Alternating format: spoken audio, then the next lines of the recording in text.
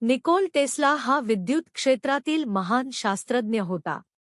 Tesla coil हे त्याच्या अनेक संशोधनांपैकी एक होते.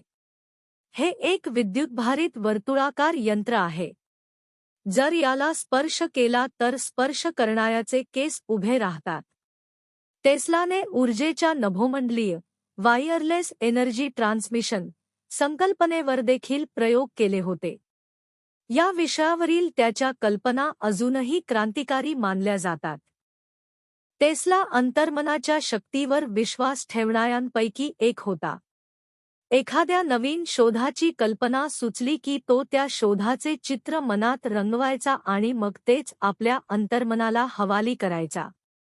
त्याच्या मते अंतर्मन त्या कल्पनेची पुनर्रचना करून ती वास्तवात साकार करण्यासाठी आवश्यक गोष्टी त्याच्या बुद्धीसमोर उघड करेल. यावर त्याचा दृढ विश्वास होता. यामुळे त्याच्यासोबत काम करणाऱ्या तंत्रज्ञांना तो आपल्या मनातील परिपूर्ण असे अंतर्मनाने तयार केलेले उत्पादन देऊ शकत असे. एका मुलाखतीत त्याने सांगितले होते, "मी जशी कल्पना केलेली असते अगदी तशीच माझी सगळी उपकरणे काम करतात. गेले 20 वर्षात याला एकही अपवाद नाही."